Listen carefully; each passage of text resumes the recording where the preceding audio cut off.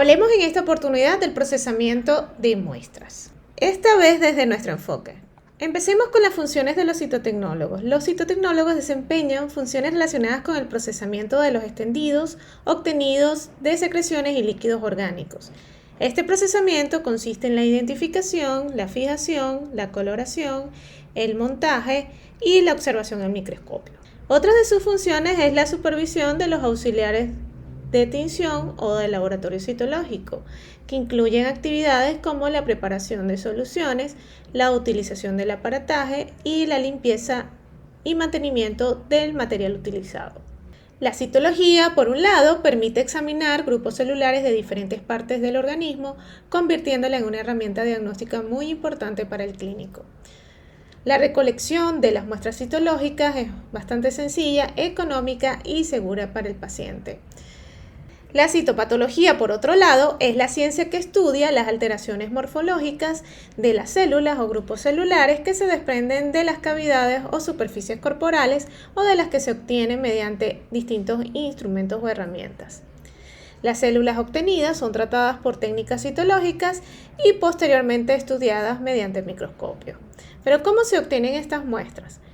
Pues se obtienen a través de diferentes técnicas: raspado, cepillado, punción aspiración con aguja fina, las células contenidas en líquidos corporales, ya sean fisiológicos o patológicos. Hablemos de la obtención de estas muestras. Uno de los principales procedimientos es la citología foliativa, que estudia las células desprendidas de cavidades cerradas como peritoneo, zona pleural, zona raquídea y líquido sinovial, y de estructuras conectadas con el exterior como del aparato respiratorio, el aparato urinario, aparato digestivo y aparato reproductor, así como también de las superficies corporales como las mucosas y la piel.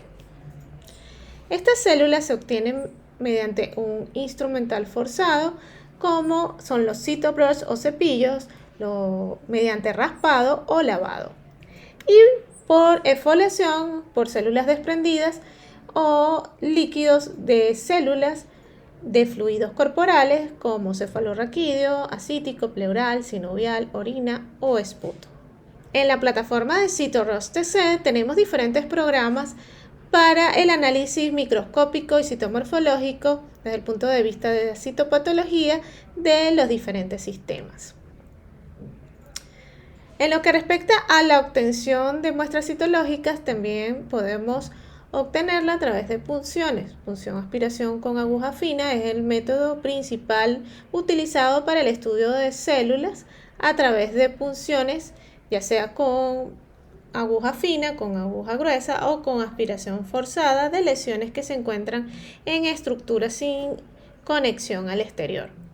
Se realiza mediante un control ecográfico o por palpación con ayuda de un equipo multidisciplinario. En lo que respecta a la preparación de las muestras citológicas, tenemos el método directo, que se emplea cuando la muestra es rica en células y hay poco líquido. Se realizan frotis de manera directa en los portaobjetos, como en los casos de la punción aspiración con aguja fina, los raspados y las improntas. Y el método indirecto, las muestras obtenidas son líquidas, por tanto deben centrifugarse. Se centrifuga entonces la muestra para obtener una pastilla o un sedimento celular. Se realizan los frotis, en estos casos pueden ser orina o los diferentes líquidos corporales. Hay ciertos líquidos que podemos enriquecer desde el punto de vista celular para lograr un precipitado o un sedimento con mayor cantidad celular. Allí podemos entonces analizar las diferentes células y su morfología. Otros territorios orgánicos que se estudian frecuentemente es la piel, la próstata, las vías urinarias, las cavidades orgánicas como la pleura, el peritoneo, el pericardio, el espacio raquídeo o el espacio articular. Los más estudiados, el aparato genital femenino y masculino y el aparato respiratorio. Entre algunos estudios citológicos se destacan la investigación de células atípicas en secreciones líquidas o derrames, investigación en células atípicas después de un raspado o un cepillado en una mucosa o una lesión, en líquido acítico, en citodiagnóstico después de una citopunción, ya sea en tiroides o en mama, y el citodiagnóstico de piezas ya quirúrgicas operatorias, un pabellón o fuera de él a través de improntas, y el típico cepillado de cavidad oral. Entre otros tipos de muestras citológicas tenemos las muestras procedentes de líquidos fisiológicos como la sangre, la orina, el líquido cefalorraquídeo, el líquido pleural en casos de patología, el líquido prostático y contenidos gástricos. Asimismo, también podemos obtener otros tipos de muestras citológicas procedentes de líquidos o fluidos patológicos, como les mencioné anteriormente, el derrame pleural, el derrame peritoneal, los líquidos procedentes de las ascitis o los lavados esofágicos de estómago, las expectoraciones tipo esputo o ya un contenido quístico previo a una intervención quirúrgica. Los tipos de muestras citológicas también mencionamos las de vital importancia, pero también podemos obtener punciones hepáticas, las punciones de la médula ósea, que también son poco frecuentes, pero sí se pueden realizar. Y bueno, y finalmente las muestras procedentes de frotis de legrados, ¿okay? O de alguna intervención quirúrgica, de piezas operatorias, donde se realiza pues muestras citológicas tipo raspronta o impronta. Y nuestra acostumbrada citología vaginal, la citología exfoliativa. Independientemente del tipo de muestra citológica que vayamos a estudiar, siempre debemos tener en cuenta la calidad de la muestra. Y se deben revisar entonces múltiples factores que debemos evaluar en la fase preanalítica o la fase de toma de muestra. En la fase preanalítica también tenemos el extendido citológico, que dependiendo del tipo de muestra lo va a realizar el médico tratante. Y muy importante, el envío de la muestra al laboratorio. También analizar el procesamiento de la muestra desde el punto de vista de calidad interno en el laboratorio. Para ello, ¿qué condiciones se debe existir para una buena toma de la muestra? Para que se cumplan todos los criterios de calidad de la fase preanalítica para nuestras muestras citológicas, pues debe existir la habilidad y experiencia del personal que la realiza y la utilización del instrumental adecuado, como cepillos, láminas, medios de transporte. Otro aspecto muy importante de la fase preanalítica es la fijación de la muestra. Su principal objetivo es conservar el detalle morfológico de las células en el estado lo más parecido posible a lo que sería una célula en tejido vivo. Esto se consigue con fijadores que deshidratan las células, las inactivan sus enzimas autolíticas, coagulan las proteínas y penetran en las membranas celulares. Esto es un paso indispensable para evitar una extensión deteriorada u oxidada o insuficiente, que no tome bien los colorantes y que no permita una correcta interpretación desde el punto de vista citológico. La fijación debe realizarse de inmediato a la toma de la muestra y la extensión del material citológico debe ser de forma inmediata cuando la preparación aún no se ha secado. No existe el fijador perfecto. Todos causan contracción celular y cada uno actúa con una velocidad diferente, pero el más recomendado es el fijador citológico o citospray.